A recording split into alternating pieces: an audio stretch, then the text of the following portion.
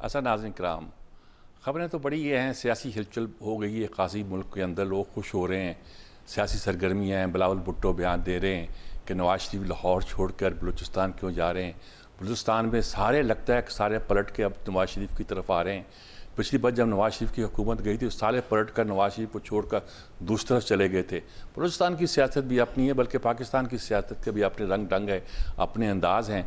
लेकिन देखते हैं कि ये सचमुच इलेक्शन की फ़ज़ा बन रही है, सचमुच जोड़ तोड़ हो रहा है। लोगों कोशिश कर रहे हैं कि मुख्तलिफ लोगों के साथ इत्तेहाद कायम करें। क्या सूरत हाल बन रही है? एक बड़ी खबर तो यही है। दूसरी एक खबर है जो बज़ाहिर अब इस वक्त दबी हुई है, लगता है कि IMF के साथ हमारा कोई माहदा होने वाला है, डील होने वाला है। उनके लोगों ने भी कह दिया है, इशारे दे दिए हैं कि पाकिस्तान की कारकर्दगी ठीक जा रही है। आज मुज़ाकरात का आखिरी दिन है। पाकिस्तान की इकानमी के बारे में हमें बड़ी फ़िक्र रहती है। माजी में तो बहुत ज़्यादा थी, अब भी कोई कम नहीं हुई है। हम देखना चाहते हैं कि उसकी क्या सूरत हाल है। लेकिन उससे पहले चलते चलते एक और छोटी सी खबर, हम बहुत दुखी हैं आजकल। दुखी इसलिए हैं कि हम वर्ल्ड कप से बिल्कुल बाहर हो गए हैं। और आज ये खबर आई है कि बाबर आज़म जो है वो तीनों फॉर्मेट से, उनको कप्तानी से वो अलग हो गए। उनको एक की ऑफ़र हुई थी, वो तीनों से अलग हो गए हैं। इस पर तबसरा तो कुछ स्पोर्ट्स के लोग ही करेंगे और वही अंदाज़ा लगा सकते हैं कि क्या सूरत हाल है, क्या नक्शा है। कसूर उसी का है, क्या कसूर किसी और का भी है? वो उस बॉलर का कसूर नहीं है जिसने एक मैच में सबसे ज़्यादा रन्स देने का रिकॉर्ड कायम किया और जो हमारा स्टार बॉलर था। कसूर उसका नहीं है जिसने पूरे टूर्नामेंट में सबसे ज़्यादा रन्स दिए, वो दूसरा बॉलर है जिसके बारे में कहा जाता था कि बहुत विकेटें उड़ाया करता था। उसका कसूर नहीं है। कसूर और भी लोगों का है, बहुत से लोगों का कसूर हो सकता है। लेकिन होता है कि कभी कभी मलबा एक पर डाल दिया जाता है। ये जो नई टीम आने, अच्छा तबसरा करने वाले वो लोग होते हैं आमतौर पर, मैं तबसरा कर ही डालूँ ना, वो लोग होते हैं जिनका माजी को ठीक नहीं होता।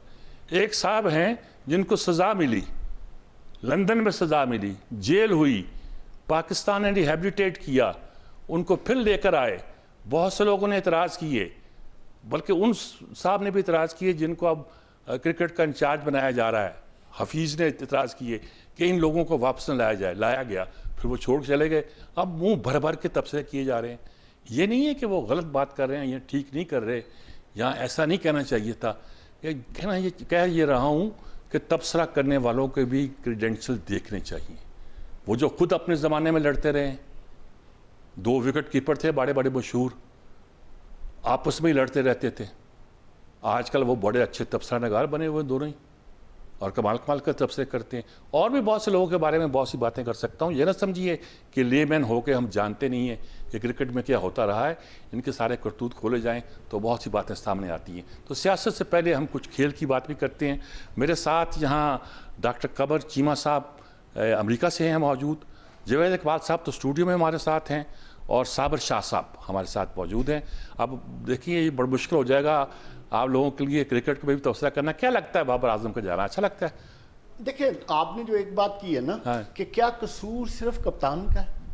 देखिए, कसूर सबका है, लेकिन इसका खमियाजा एक कप्तान को भुगतना पड़ रहा है। अच्छा, चाहिए बुनियादी तौर पे होना तो नहीं चाहिए था, लेकिन जिस तरह का क्रिटिसिज्म हमने कप्तान की परफॉर्मेंस पे किया, तो हम ये भूल गए कि आज से 10-15 दिन पहले या वर्ल्ड कप से पहले वो दुनिया का नंबर 1 बैट्समैन था। उसने पाकिस्तान को नंबर 1 टीम भी इसी ने बनाया, और पूरी दुनिया उसकी तारीफें कर रही थी। और कपिल देव ने ऑन रिकॉर्ड ये बात कही है कि किसी एक परफॉर्मेंस या एक टूर्नामेंट से आप किसी प्लेयर की कारकर्दगी का जायजा नहीं ले सकते। जो स्टार बैट्समैन होता है उसकी एक रिदम होता है। तो मालूम हुआ कि लॉबीज भी होती हैं, कुछ अदारे भी होते हैं जो प्लेयर्स को, जिसकी आप बात कर रहे थे, स्टार बॉलर की जिसको सजा मिली, उसका नाम आमिर है। और आमिर की बुनियादी तौर पे उनसे प्रॉब्लम ही यही है कि कराची किंग्स से उनकी लड़ाई शुरू हुई है। और आमिर साहब माशाल्लाह अपना किरदार नहीं देखते, अपनी परफॉर्मेंस नहीं देखते। हफीज बहुत अच्छा बैट्समैन था, फटेबाज था। सर ये जितने आपने नाम लिए हैं, ये लोग, मोइन खान, सर ये इनमें से कोई एक क्या, सब मिल के भी अपनी परफॉर्मेंस को लेना तो बाबर आजम के नजदीक भी नहीं है। ये है बदकिस्मती हमारी। और दूसरी इंपॉर्टेंट चीज, एक चीज याद रखें, विराट कोहली इस टूर्नामेंट में परफॉर्म कर रहा है ना, 2018 से लेके 2021 तक 3 साल उसने कोई सेंचुरी नहीं कोई बनाई सेंचुरी थी। नहीं की, बिल्कुल। ठीक है, लेकिन आप देखें स्टार बैट्समैन है ना, जब परफॉर्मेंस देने पे आया तो इस वर्ल्ड कप में 4 सेंचुरी बना गया। ठीक, ठीक। सो हमें एकदम जो हमारे पाकिस्तान का हाल हुआ है ना सर, या जिस तरह हमारी सियासत का हाल है, मुझे तो लगता है कि जिस तरह इन्होंने सारी मैनेजमेंट ख़त्म की है, कोच ख़त्म किए हैं, ये किया है, और जैसे नई मैनेजमेंट लेकर आए, कहीं टीम और भी तबाह ना हो जाए। सर तबाह इससे ज़्यादा क्या होगी कि जब आप नॉन प्रोफेशनल डिसीजन लेंगे, अचानक फैसले करेंगे। देखें सर, किसी भी अदारे की तरक्की का राज उसकी पॉलिसी से होता है, उस अदारे में मौजूद SOP से होता है, उस अदारे को चलाने वाले से होता है। इधर तो अल्हम्दुलिल्लाह अदारे में जो लगाए जाते हैं वो ख्वाहिशात पर लगाए जाते हैं। ठीक बात, ठीक बात। ये मैं मुख्तसर सा इस पर चाहता था, लेकिन आपने माशाल्लाह खासी लंबी बात कर दी। साबिर शाह साहब, आप क्या कहेंगे? आपका फील्ड दूसरा है, लेकिन आज मैं चाहता हूं कि ये सवाल भी पूछ लिया जाए। यही कौमी मसला बना हुआ है। क्रिकेट से ही हम दर्द से खुश हो जाया करते थे, आज उसी से दुख पहुंचा हुआ है लोगों को। क्या कहेंगे आप इस पे? देखिए सजाद मीर साहब, ऐसी कोई बात नहीं है कि पाकिस्तानी क्रिकेट नहीं जानते। हाँ, हर जान एक जमाना था कि हर पाकिस्तानी क्रिकेट, हॉकी और स्क्वैश के बारे में बहुत कुछ जाना करता था। हम आज भी बहुत कुछ जानते हैं। अगर ये क्राइटेरिया हो तो क्रिकेट बोर्ड के चेयरमैन की तारीख उठा के देखें, इसमें से कितने क्रिकेटर्स हैं और कितने नॉन क्रिकेटर्स हैं। मौजूदा चेयरमैन को देख लें, पिछले चेयरमैन को देख लें, तो ये कितना बेहतर समझते हैं हमसे। ये सब एक फैलेसी है, मिथ है। हम सब क्रिकेट जानते हैं। गुजारिश ये है कि तल्ख बात ये है कि बाबर आजम अच्छे प्लेयर हैं, मगर टॉप क्लास स्पिनर के खिलाफ उनकी परफॉर्मेंस अच्छी नहीं है। जहां टॉप क्लास स्पिनर आता है या आउट होते हैं या स्ट्राइक रेट उनका लो चला जाता है। ये चीज को भी इम्प्रूव करना पड़ेगा। Captaincy, yes it is a harsh decision, लेकिन ऐसा हो जाता है जब आप इतनी बुरी तरह हारें। चौथी बात मैं करना चाह रहा हूँ कि ये जो क्रिकेट फ्रेंचाइजीज हैं आपकी, इनके पास पैसा भी है, खिलाड़ी भी इनके कब्जे में है और बहुत कुछ है। तो इनका रोल देखना पड़ेगा, ये बोर्ड में किस हद तक असरअंदाज हो रहे हैं। अपने ओहदेदार तो नहीं लगा रहे, लोग इनके मरहूने मिन्नत है कोचिंग के लिए, दूसरी नौकरियों के लिए। तो इनका रोल भी मुझे डूबियस लग रहा है। तो इन्वेस्टिगेशन होनी चाहिए।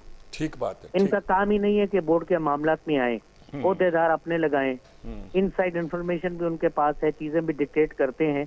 तो ये भी देखना पड़ेगा, ये ना हो एक फ्रेंचाइज चाहे मेरा आदमी कप्तान हो जाए, एक चाहे मेरा प्लेयर कप्तान हो जाए। इसी तरह शाहिद अफरीदी को ओहदा नहीं लेना चाहिए और न देना चाहिए। उनका कॉन्फ्लिक्ट ऑफ इंटरेस्ट हो जाएगा। उनका दिमाग जो है वो कप्तानी का ख्वाहिशमंद है। और मेरा ख्याल ये है कि लाहौर कलंदर और शाहिद अफरीदी मिलकर उस बेचारे हमारे अच्छे बॉलर को खराब कर रहे हैं। वक्त से पहले कप्तानी दिला के उसको खराब करेंगे। जी, आपने तो एक फ्रेंचाइज का नाम लिया, दीगर फ्रेंचाइजेस भी हैं जिनमें मुख्तलिफ प्लेयर्स खेल रहे हैं। यही कुछ करते हैं। जी हाँ, तो ये इनको चीजों को देखना पड़ेगा। चेयरमैन जो है, अगर मेरी जैसी समझ के चेयरमैन हो, जिसने मेरी जितनी भी क्रिकेट ना खेली हो, तो ग्राउंड की क्रिकेट जरा मुख्तलिफ होती है मीर साहब, उसको समझना पड़ेगा। बाबर आजम की भी ग्रूमिंग होनी चाहिए टॉप क्लास स्पिनर्स के ऊपर। थोड़ा सा he should know how to carry himself. और खिलाड़ियों की जो इमेच्योरिटी है, अगर तालीम की कमी है तो कम से कम तरबियत आप करें और इनकी बेसिक ग्रूमिंग करें।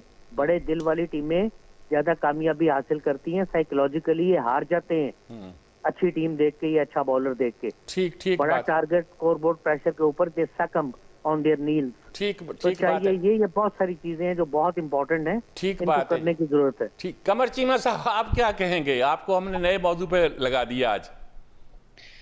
सर देखिए, बात इसमें ये है कि सिंपल सी हमें इस बात को समझ लेना चाहिए कि हमारे जो क्रिकेटर हैं वो जान तो बड़ी मारते हैं, मेहनती भी हैं, लेकिन मुझे लगता है जो बाबर आजम से हम तवक्को कर रहे हैं वो एडमिनिस्ट्रेशन की है। परफॉर्म एज ए क्रिकेटर वो बहुत अच्छा करते रहे और कर भी रहे हैं, एक बात।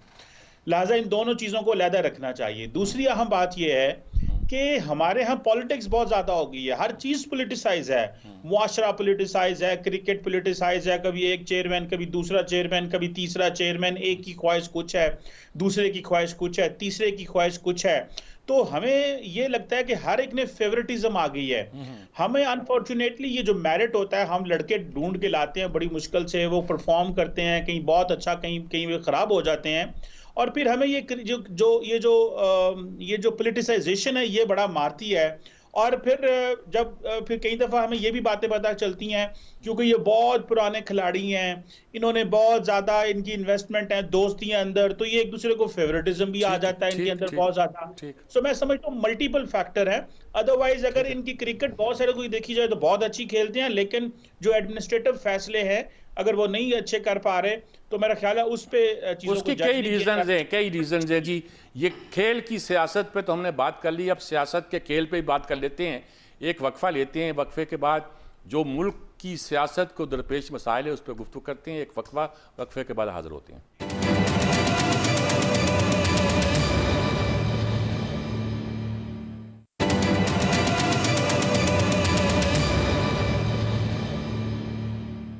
यानी जैसे मैंने अर्ज़ किया था, जो सबसे अहम मसला इस वक्त है वो है कि सियासी सरगर्मियाँ शुरू हो गई हैं। बिलावल भुट्टो पीपल्स पार्टी चीख रहे हैं कि नून लीग जो है वो अपना खेल खेल रही है, और नून लीग में वो बलूचिस्तान पहुँचे हुए हैं नवाज शरीफ, और बलूचिस्तान में टूट के बलोची जो सियासी रहनुमा हैं वो उनकी तरफ आ रहे हैं। एक नया नक्शा बनता दिखाई देते हैं। कुछ कहते हैं कि जिधर इस तरह बलोची लीडर टूट के चले जाएँ, इसका मतलब मुस्तकबिल उनका होता है या तय कर लिया गया होता है कि इनका होगा। मुझे नहीं पता क्यों जनाब, क्या सूरत हाल है, क्या समझते हैं आप? देखिए मीर साहब, मैं नहीं समझता कि जिस तरह पिछले 3-4 महीने से पाकिस्तान में सियासत हो रही है, जिसकी तरफ आपने इशारा किया बाप का और MQM का, बुनियादी तौर पे इनके टूटने या इनके मिलने से ये डिसाइड नहीं हो रहा कि हुकूमत किसकी बनेगी। ठीक है, ये मेरे नज़दीक एक ड्राफ्ट एग्रीमेंट है, उसकी कुछ शिकें हैं, वो शिकें पूरी होती जा रही हैं और आप उसकी तरफ मूव करते जा रहे हैं। इन पॉलिटिकल पार्टीज़ का पाकिस्तान मुस्लिम लीग नून के साथ मिलना उसकी इंडिकेशन एक है, और वो ये रिफ्लेक्शन दे रहा है कि आने वाली हुकूमत एक नेशनल हुकूमत होगी। उसकी वजह क्या है? उसकी वजह यह है कि आपको पता है कि इस वक्त पाकिस्तान मुस्लिम लीग नून की पॉपुलैरिटी और मियां नवाज शरीफ की पॉपुलैरिटी किधर खड़ी है, तहरीक इंसाफ किधर खड़ी है और उनके चेयरमैन की पॉपुलैरिटी किधर खड़ी है। अगर पाकिस्तान में फेयर एंड फ्री इलेक्शन हो जाते हैं तो शायद मुझे लगता है कि पाकिस्तान मुस्लिम लीग 25-30 सीटों से ज़्यादा ना ले सके। बाकी बलूचिस्तान और सिंध में तो बिल्कुल उनको किसी किस्म की कोई सपोर्ट होती नज़र नहीं आ रही और KPK में खामोशी है। तो अगर इनको प्राइम मिनिस्टर इम्पोज भी किया जाता है या बैठा दिया जाता है, क्योंकि जिस गाड़ी में वो सवार हैं उधर तो ड्राइवर कोई और है, ये तो सवारी के तौर पे इनको बैठाया जाएगा, हमेशा ड्राइवर और ही होता है। लेकिन इस दफा तो बहुत ऑब्वियस हो गया।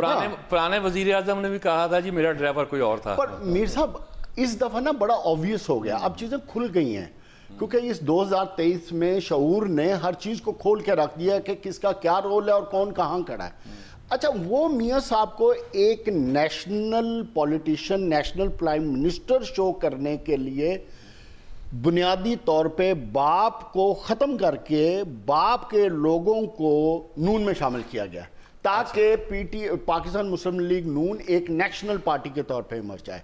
लेकिन देखने की चीज़ ये है कि ये जो कुछ हो रहा है कि ये सियासत हो रही है या खेल तमाशा हो रहा है, जिस तरह हमने क्रिकेट की बात की, तो मेरे नज़दीक ये टोटल खेल तमाशा है। ठीक है, हमने आखिरी बात, इस 35-40 सालों में जो मैंने अपनी होश में देखे हैं खासकर, इसमें सिर्फ खेल तमाशा होता है। कहीं इखलाकियात नहीं है, कहीं रवादारी नहीं है, कहीं क्रेडिबिलिटी नहीं है। अब देखे ना, किस मुंह के साथ पाकिस्तान मुस्लिम लीग नून वाले कोयटा गए, तो आप उनकी स्टेटमेंटें उठा लें, बाप के हवाले से मरियम नवाज की क्या स्टेटमेंट है, या जो लोग पार्टी छोड़ के गए उनके बारे में मियां नवाज शरीफ की क्या स्टेटमेंट है, ये वही सारे ऐसे ही हैं। PTI चेयरमैन ने शेख रशीद के बारे में क्या कहा था, चौधरी परवेज इलाही के बारे में क्या कहा था। हमारी सियासत ही ऐसी, तो हमारी सियासत ही इतना, लेकिन इतने गंद और खेल तमाशे के बाद मेरे लिए अलमिया ये है, क्या हमारा सियासी निज़ाम मजबूत हुआ, जमहूरियत मजबूत हुई, आइन मजबूत हुआ, और उससे भी बढ़ के चलो ये कमजोर भी हो जाए, क्या मेरा मुल्क माशी तौर पे मजबूत हुआ, क्या मेरा मुल्क आगे अलग से बात करते हैं माशी तौर पे जो सूरत हाल है। जी जनाब साबर शाह साहब, आप इस पे क्या कहेंगे? अब मैं खेल से निकल आया हूँ, खेल की सियासत से निकल आया हूँ, और सियासत का खेल क्या हो रहा है? मीर साहब, मेरा ख्याल है कि मैं फिर यही कहूंगा आपको कि अभी तक फैसला करने वाले भी किसी फैसले पे नहीं पहुंच सके, उसकी वजह के इलेक्शन पे लगा दिया है मुस्लिम पार्टीज को। लेकिन सब ये जानते हैं कि अब देखिए सोशल मीडिया का दौर है, डिजिटल मीडिया है, बाहर की दुनिया बोल रही है, IMF उसका रोल पोलिटिसाइज हो चुका है। आप इस तरह चेयरमैन पीटीआई को या तो जेल से कुछ अरसे के लिए फरागत दें जमानत पे, इलेक्शन लड़ने दें अगर करवाने हैं तो। अगर नहीं दे सकते, अगर यही कहना है कि जिन नवाज शरीफ भी अंदर रहे थे, अगर आपने यही काम करना है नहीं तो फिर नहीं, ये इलेक्शन बात आगे करते हैं। आप ठीक है, आप मुझसे ये क्यों नहीं पूछते कि 9 मई का फैसला अभी तक क्यों नहीं किया गया? जी मैं यही कह रहा हूँ, बहुत सारी बातें करने वाली, वो फैसले भी किए जाने चाहिए। जब इनको लाने वाली कुव्वतों को नहीं पता था कि ये क्या सोच रहे हैं। आपका क्या ख्याल है 70 साल की उम्र का जो आदमी है उसको अचानक को सोच आ गई और वो एंटी एस्टेब्लिशमेंट हो गया? अगर सोच थी फर्ज कीजिए तो पहले क्यों लाया गया? फिर उन्हीं आदमियों को उनसे अलहदा कर दिया गया, हुकूमत गिर गई। I am not defending Imran Khan और एनीबडी, मैं सिस्टम की बात कर रहा हूँ कि थोड़ी सी चेंज लेके आए। ये तो वही हॉर्स ट्रेडिंग है, ये तो वही पैसों की सियासत है। इनको उनसे मिला दिया, उनको इनसे मिला दिया। असूल तो इनमें से किसी का भी नहीं है समेत इमरान खान के। They all take U turns and bill. और इनके पास जो वर्कर्स हैं या ये पार्टी टिकट होल्डर हैं, चमचे कड़छे, वो विच मेरा ख्याल है मैटर ही नहीं करते हैं स्कीम ऑफ थिंग्स में। तो अब इन चमचे कड़छों की बेस पे 25 करोड़ आदमियों के मुस्तकबिल का आप इस तरह फैसला ना करें। ये मुल्क बहुत ही गुर्बत की गहराइयों में है, यहाँ अखलाकियात तबाह हो रही हैं, यहाँ सारा कुछ डिप्लीट हो रहा है, अल्लाह की तरफ से भी बहुत सारे नुकसान हो रहे हैं। ठीक बात तो है। आप या इलेक्शन आगे कर दें या इस तरह का इलेक्शन ना करवाएं, इस पे उंगलियां उठ जाएं, उंगलियां उठ जाएंगी। चलें ठीक है जी। जनाब कमर चीमा साहब, आप क्या कहेंगे इस सूरत हाल पर? देखिए ये हमारे सामने जो सिचुएशन नजर आती है, 2018 में एक प्लेयर था, 2023 में दूसरा प्लेयर आ गया है। और बाकी जो इर्द गिर्द जो सियासी जमातें होती हैं, सियासतदान होते हैं, उनको पता चलता है पावर का रुख इस तरफ मुड़ रहा है, तो वो उधर वापस आ जाते हैं। पहले मरियम नवाज को बुरा लगता था, आज किसी और को बुरा लगता है। तो ये तो सियासतदानों ने मिलकर फैसला करना है ना कि क्या उन्होंने इसी तरह खेलते रहना है, क्या उन्होंने इसी तरह किसी की आशीर्वाद से हुकूमत करनी है। जिस तरह वो फवाद चौधरी कह रहे थे कि 50 साल बाद भी अगर नवाज शरीफ ऐसी इलेक्शन लड़ रहा है तो फिर तो क्या बात है।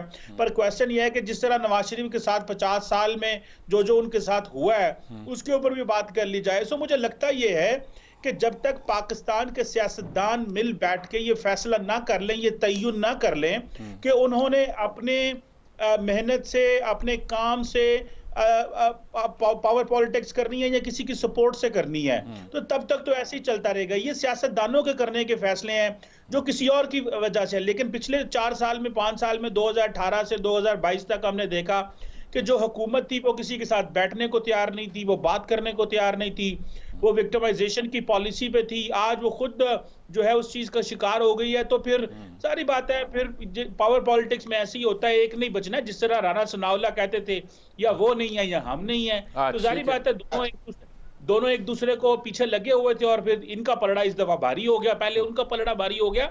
ना इसमें सिस्टम में जमहूरियत मजबूत है, ना निजाम मजबूत है, ना अदालतें मजबूत है। हर रोज गरीब आदमी, कमजोर आदमी, जिसका मजबूत अदारों पे डिपेंडेंट होना जरूरी है, हम जैसे लोग जो अदारों की तरफ देखते हैं वो हर रोज वो कमजोर हो रहे हैं। सियासतदानों का तो कोई नहीं है, ये तो पावर पॉलिटिक्स में यकीन रखते हैं, इनके पास तो बहुत कुछ है।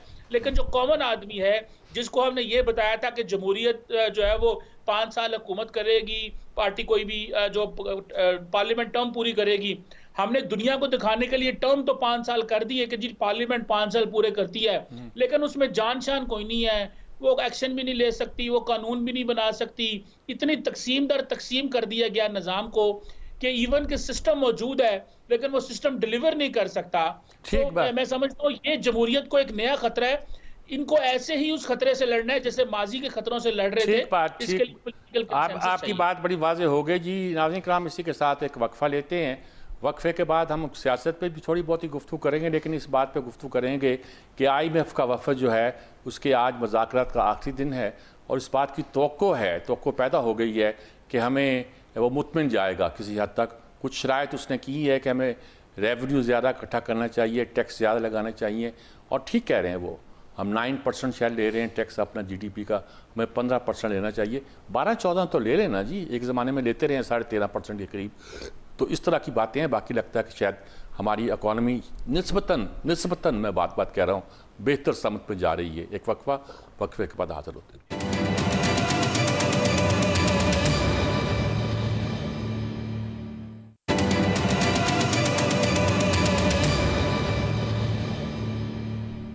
नाज़रीन किराम, हम इस सेगमेंट में बात करना चाहते हैं IMF के वफद के हवाले के साथ और जो हमारी मईशत की सूरत है उसके हवाले से। साबर शाह साहब, ये सवाल सबसे पहले मैं आपसे करना चाहता हूँ, इस वक्त मईशत को क्या देखते हैं? IMF मुतमिन जा रहा है? क्या लगता है कि मुतमिन जा रहा है? और अगर मुतमिन जा भी रहा है तो क्या हमारा रास्ता सुधर रहा है या हम फंसे हुए हैं अभी तक? बात यह है मीर साहब के IMF से तो पूछना चाहिए कि आप कौन सी यहाँ दूध की नहरें बह रही हैं जो आप कर्जा देने जा रहे हैं। मेरा ख्याल है मामला तय हो जाएंगे। अक्टूबर में इकोनॉमी में मामूली सी बेहतरी आई है, लेकिन एक महीने की मामूली बेहतरी पे कर्जे तो नहीं इशू होते अगर मेरिट की बात करें। दूसरी बात यह है कि आपने इतना अरसा पाकिस्तान को चक्कर लगवाए वाशिंगटन DC के, आपके लोग आते रहे, वो सारा अरसा था जब स्लम्प था कोरोना और कोरोना के बाद। उसमें मईशत में जो मामूली सी बेहतरी होनी थी वो बुरी तरह बैठ गई। उसके बाद आपकी वजह से इन हुकूमतों ने आप लोगों के खैरखा बनते हैं, बिजली और इसके गैस के रेट इतने बढ़ा दिए, जिंदगी इतनी मुश्किल कर दी गई, पेट्रोल के रेट बढ़ा दिए कि लोगों के लिए सांस लेना मुश्किल हो गया। क्या इस तरह क्रेडिट एजेंसीज को काम करना चाहिए? या तो को मेरिट हो कर्जा देने का, और दूसरी बात है इनसे पूछिए कि आपको नहीं पता आपके मुल्क के मारूजी हालात क्या हैं। इतनी सख्त शराइत पर कर्जा लेते वक्त आपको नहीं पता लगता कि मुल्क में क्या हो रहा है।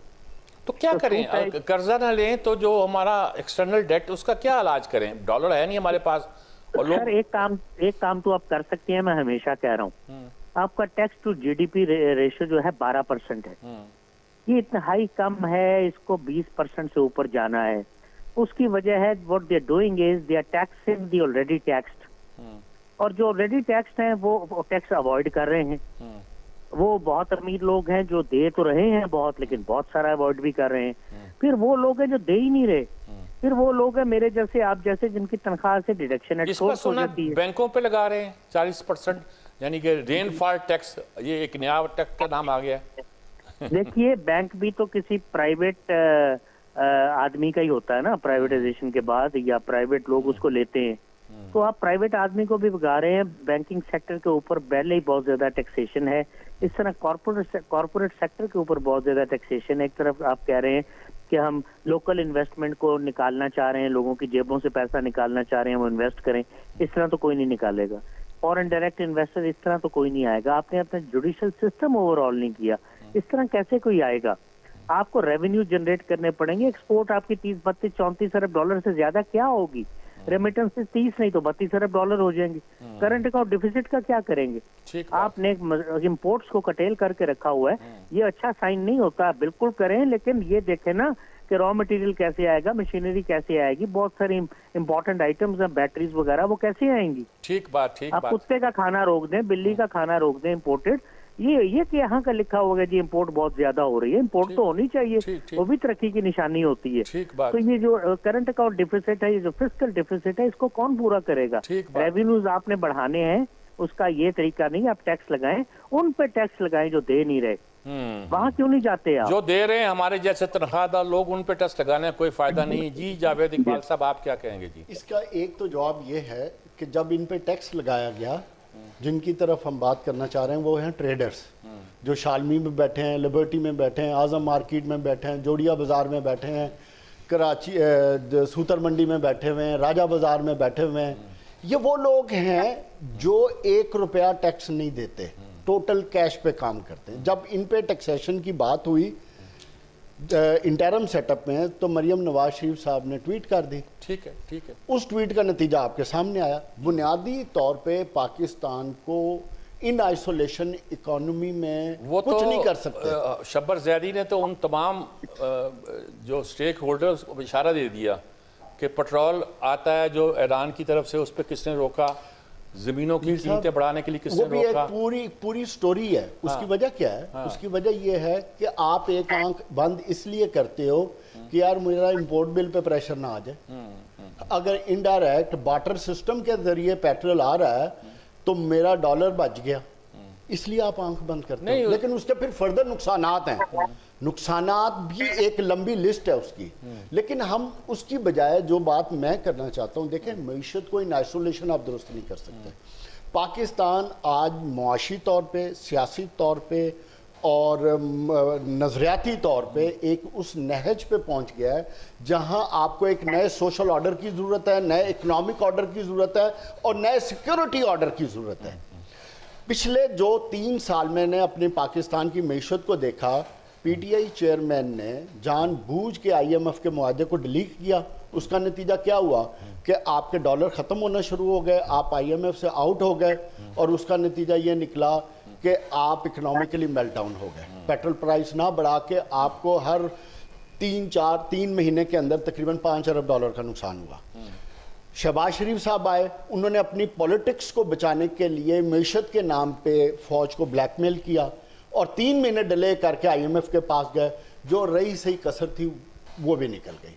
मिफ्ता ने बड़ी मुश्किल से मईशत को ट्रैक पे डाला तो अल्हम्दुलिल्लाह आपके फेवरेट डार साहब आ गए। तो डार साहब ने आके जो 9 महीने आईएमएफ को आंखें दिखाई और उनको जो जिस तरह पहलवान नहीं अपने बाजू, अब तो हम मान रहे हैं ना आईएमएफ की बातें। अच्छा नहीं, आपने जब बात की ना कि इसको दुरुस्त कैसे किया जा सकता है, आपको इकोनॉमिक ऑर्डर क्रिएट करना पड़ेगा, मुआशी ऑर्डर क्रिएट करना पड़ेगा, सियासी ऑर्डर क्रिएट करना पड़ेगा और इन सियासी लीडरान को समझाना पड़ेगा कि अगर आपने मईशत के नाम पे सियासत करने की कोशिश की तो आपके साथ ये होगा। मेरा तो सवाल बड़ा सिंपल है, आज हम सियासी तौर पर मुल्क में 9 मई के नाम पे एक ऑर्डर क्रिएट करना चाह रहे हैं, बिल्कुल करें। 9 मई में जो हुआ गलत हुआ, जो लोग इन्वॉल्व थे उनको सजाएं मिलनी चाहिए, बिल्कुल ठीक बात है। लेकिन साथ मेरा सवाल यह है कि जिन लोगों ने इस पाकिस्तान की मईशत को 2 साल में रड़े पे लगा दिया, असल में उनके खिलाफ आर्टिकल 6 क्यों नहीं लगता? आप सिर्फ 2 साल की ना करें बात, फिर आप 4-5 साल की भी करें, बल्कि बात तो फिर 20 साल की करें। सर 20 साल 25 साल 35 साल पे जाएंगे ना, नहीं तो फिर इस माम में बचेगा कौन? सुन लीजिए, मैंने आपकी इस बात पे बोला नहीं कि मिफ्ता ने क्या किया, डार ने क्या किया, उससे पहले शौकत तरीन ने क्या किया, उससे पहले हफीज शेख ने क्या किया। शामिल है। आपने मैंने इमरान खान की हुकूमत की बात की है। स्टेट बैंक को गिरवी रख दिया है, तो वो देखे ना उस वक्त, अब बात फिर खुलेगी ना। और मुझे ये बताएं, स्टेटमेंट के गवर्नर को कौन लेके आया था मिस्र से? नहीं वो तो ठीक है, कौन लाया था? बाजवा साहब लेके आए थे, वो जाके उधर से मिला, वो खुद लेके आए थे। अब उस पे बाजवा साहब का नाम लेते हैं, उस पे हम सियासी लीडर का नाम नहीं लेते। तो अप्रूवल तो सियासी लीडर की थी ना। इस पे अगर सियासी लीडर का नाम तो सियासी लीडर को पकड़ा जाना चाहिए, अकाउंटेबल होना चाहिए। आपकी बात आ गई, बड़ी वाज़ेह होकर आ गई। वक्फा लेते हैं, वक्फे के बाद दोबारा हाजिर होते हैं और कोशिश करते हैं कि इन मौजूद पर गुफ्तगू करें। डॉक्टर कैसर अज़म साहब अगर हमारे साथ लाइन पे आ जाएंगे तो उनसे इस मामले पर गुफ्तगू करेंगे। ये एक वक्फा, वक्फे के बाद हाजिर होते हैं।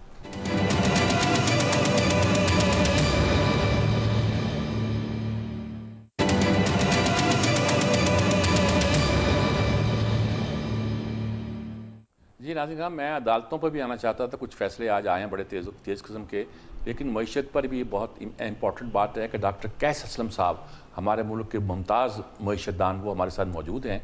उनसे मैं जानना चाहता हूँ कि IMF जो वफद यहाँ आया हुआ है और लगता है कि मुतमिन जा रहा है, कि इसके बाद हमारी मईशत कोई नज़र आता है आपको कि मईशत के सही रुख पर जा रही है? क्यों डॉक्टर साहब, क्या कहेंगे आप? देखें, बात यह है कि IMF सिर्फ इतना करेगा कि एक किस्त और दे दे। इनको जो उन्होंने कंडीशंस लगाई हैं, शायद वो हुकूमत का हुजम नीचे करने में कामयाब हो जाए, मगर अगले कुछ महीनों में तो नहीं हो सकते, क्योंकि फिर इलेक्शन आ जाना है, फिर नई गवर्नमेंट ने उनके साथ उनको फिर से ये करना पड़ेगा। मगर जो मईशत है वो तो इंडस्ट्री पे चलती है, वो कारोबार पे चलती है, और 22% जब आपने सराय सूद रखा हुआ है, इन्फ्लेशन भी 32% है, तो कारोबार उस लेवल पे चल नहीं रहा। 277 रुपए का डॉलर है। तो मुझे तो जब तक आप टैक्स कम नहीं करते, जब तक आप जो है मराते नहीं देते, बिजली सस्ती नहीं करते, गैस सस्ती नहीं करते, मुझे तो मईशत चलती उस लेवल पे नहीं थे। बड़ी सनतें फिर भी इनका ख्याल ये है कि शायद बाहर से इन्वेस्टमेंट आ जाएगी, मगर उसके लिए भी लॉ एंड ऑर्डर चाहिए। सो जो भी नया होगा वो इलेक्शन के बाद ही हो सकता है, उससे पहले तो ये सिर्फ उनके वादे पूरे कर सकते हैं। पीआईए को बेचना है उसके लिए भी तो एक प्रोसेस चाहिए, स्टील मिल को बेचना है उसके लिए भी प्रोसेस चाहिए, तो वो इन 2-3 महीनों में तो नहीं हो सकता। स्टील बिल का तो ड्रॉप कर दिया ना, कहते हैं वो तो अब सिर्फ एक तरह का जंग की है और कुछ भी नहीं है, वो तो बिक नहीं सकती, वहाँ एक्सपोर्ट प्रोसेसिंग जोन बनाएंगे, हम कुछ ये करेंगे वो करेंगे वगैरह वगैरह, उस लिस्ट से खारिज कर दिया है। लेकिन आपको क्या लग रहा है कि हमारे लोग जो हैं वो इस वक्त जो मईशत की हालत है, जितनी आपने चीज़ें कही कि इंटरेस्ट रेट ज़्यादा है, हमारे यहाँ सारी जितनी बातें कही गई हैं वो सारी की सारी तो IMF की शराइत की वजह से पैदा हुई हैं हमारे यहाँ। तो जी मैं एग्री करता हूँ आपको, IMF की ये शायद है कि आपकी इकोनॉमी कॉन्ट्रैक्ट करे, जब इकोनॉमी कॉन्ट्रैक्ट करती है तो बेरोजगारी बढ़ती है। मेरा ये ख्याल है कि IMF चाहती है कि बाहर से सरमायाकारी आके चीजें खरीदे, आपके अंदर का सरमायाकार अब उसके पास सकत ही ना रहे कि वो सरमायाकारी कर सके। तो फिर इस पे क्या इलाज है कि आप अगर हो तो क्या कैसे इलाज ये है कि पहले तो IMF से ही जान छुड़वाए ना आप। 700 मिलियन उसने देना है और उसके लिए आप शर्तें लगाए जा रहे हैं। ये मैं एग्री करता हूं कि आपको हुकूमत को छोटा होना जरूरी है। वो कहते हैं टैक्स ज्यादा करो, मगर मुल्क में मईशत चलेगी तो टैक्स आएगा। ठीक है ठीक है। आप अमीर आदमी को तो टैक्स लेते नहीं है उससे, तो गरीब आदमी से टैक्स ले लेके तो नहीं मईशत चलती। ठीक बात जी, बहुत शुक्रिया डॉक्टर साहब, आपका बहुत शुक्रिया आपका। साबर शाह साहब, ये सारी बातें तो वही हैं जो हम लोग कर रहे हैं। आप अब क्या महसूस करते हैं कि हम कोई रास्ता हमारे लिए निकल रहा है कि नहीं निकल रहा है? अच्छा, अदालतें भी अब बड़ी सख्त हुई हैं, आज उन्होंने एक फैसला भी सुना दिया है कि आर्मी चीफ को भी, वज़ीर आज़म को भी, वो जो फैज़ाबाद धरना केस है उसके TR उसको बुलाया जा सकता है, ये भी हो सकता है। ये सारा काम होता है, दिखाई जैसे हम कुछ हो रहा है मुल्क में दिखाई दे रहा है, लेकिन ये कुछ मईशत कोई, सारे लोग कहते हैं कि बाहर का पैसा क्यों आएगा, अगर आएगा तो उससे तो मईशत नहीं संभलती, उससे तो नहीं सुंदरती जब तक आपकी इंडस्ट्री जो है वो ग्रो ना करे। और इंडस्ट्री ग्रो नहीं कर रही जब 22% आपका इंटरेस्ट रेट हो वगैरह वगैरह, जो सारी शराइतें, कॉस्ट ऑफ प्रोडक्शन इतनी सख्त हो, बिजली इतनी महंगी हो, जितनी शायद बयान की जाती हैं, तो क्या किया जाए फिर?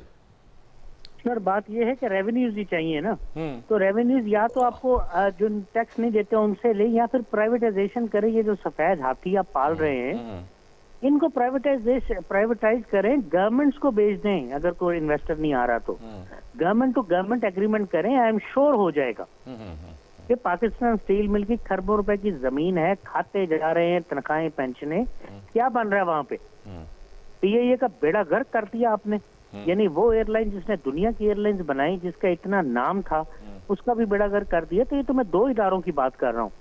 इस तरह के कई इदारे हैं जो सफेद हाथी हैं, इनको बेचें, गवर्नमेंट्स को बेच दें। I am sure you will get a buyer from any government. ये कोई इतना मुश्किल काम नहीं है। प्राइवेट इन्वेस्टर ढूंढना मुश्किल है, उसने 100 चीजें देखनी होती हैं। आपके यहाँ ना लॉ एंड ऑर्डर ठीक है, इकोनॉमिक जोन अब बना रहे हैं 75 साल के बाद, पता नहीं कब जाके बनेंगे। जहाँ पे प्रॉस्पेरिटी आ सकती है, ग्वादर है, बलूचिस्तान है, वहां से आप हमारा लॉ एंड ऑर्डर कंट्रोल नहीं हो रहा। रोज हमारे जवानों की लाशें आ रही हैं। किन सियासतदानों से तवक्को रखेंगे जो 3-3, 4-4 दफा बारियां ले चुके हैं, जिन पे खरबों रुपए के करप्शन के और चोरी के इल्जामात हैं? वो अब आगे क्या कर लेंगे? This will not happen this way.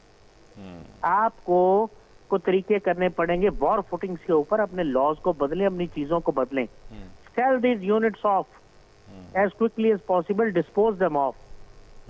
ठीक बात, वरना ये बेड़ा गर्क होता जाएगा। फवाद हसन फवाद तो कहता है कि शायद PI को हम डिस्पोज ऑफ कर दें जाने से पहले गोया बकौल उसके। तो देखें क्या बनता है। क्यों जनाब? देखिए मीर साहब, बात बड़ी सिंपल है। अगर आपने इस्लामाबाद जाना है ना, तो आपको इस्लामाबाद की गाड़ी पकड़नी पड़ेगी।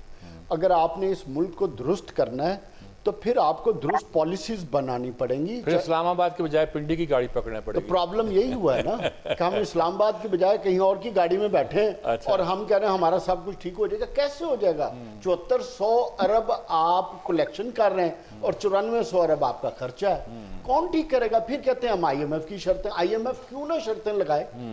उसने पैसे नहीं देने, पूरी दुनिया को नहीं बताना कि ये मेयर्स अडॉप्ट कर रहे हैं। जब आपकी कलेक्शन ठीक नहीं, आपसे कहा जाता है कि जनाब आप अपने खर्चे कम करें, आप 9,000 अरब रुपए का डेवलपमेंट बजट लगा देते हैं और आखिरी दिन 140 अरब आप लोगों में बानी। आपकी सीरियस नहीं है, आप पाकिस्तान से आपको सीरियस नहीं, यहाँ हमारे पास अहलियत नहीं है सर। अहलियत बहुत मौजूद है, Economist- अहलियत की कमी नहीं है। मैं दावे से कहता हूं कि पाकिस्तानी कौम दुनिया की one of the most talented कौम है। बदकिस्मती ये है कि इसको कोई डायरेक्शन नहीं दे पा रहे हम, उसको कोई ऑर्गेनाइज करके स्ट्रक्चर करके हम आगे नहीं ले जा पा रहे हैं, और रोजाना की बुनियाद पे मुल्क को चला रहे हैं। मुल्क रोजाना की बुनियाद पे नहीं चलते। मेरा तो बड़ा सिंपल है, आप जो खेल की मैं बात कर रहा था, अगर वो खेल इतना ही अच्छा था जो हम 35-40 साल से जो मैं देख रहा हूं, आप तो पहले से देख रहे हैं, तो फिर मेरा मुल्क नीचे क्यों चला गया? मेरा मुल्क का सोशल ऑर्डर क्यों खराब हो गया? मुझे बताएं, 30 साल पहले क्या हमारा सोशल ऑर्डर ये था? 40 साल पहले ये था? हम तो दिन ब दिन पीछे जाने के बजाय नीचे को जा रहे हैं। बदकिस्मती हमारी ये कि कोई एक चीज मुझे बता दें पाकिस्तान की ठीक चल रही हो। क्या लोग इतने जाहिल नालायक नहीं? 35 साल का जिक्र इसलिए करता हूं कि इस 35 साल में हमारे जो डिसीजन मेकर्स और पॉलिटिकल स्ट्रक्चर को इस तरह फ्रेम किया गया कि उनकी सोच और उनकी डायरेक्शन एक तरफ हो गई और उनकी ख्वाहिशात एक तरफ हो गई। ठीक बात। तो उन्होंने सियासत अवाम की बजाय ख्वाहिशात के जरिए करना शुरू करी और ओवरनाइट मिलियनर बनने का कॉन्सेप्ट इमर्ज हुआ और आज हम इस नहज पे बैठे। बहुत शुक्रिया जनाब, आपका वक्त ख़त्म हो रहा है। मैं इजाज़त चाहता हूँ और एक बात बताना चाहता हूँ कि आप हैरान होंगे मुझे देख कर के मैं यहाँ क्यों बैठा हुआ हूँ। सिर्फ यही बात है कि अली मुमताज़ आज भी दस्तयाब नहीं थे, उनकी जगह मुझे ये प्रोग्राम करना पड़ा है। इजाज़त लेता हूँ। अल्लाह हाफिज़।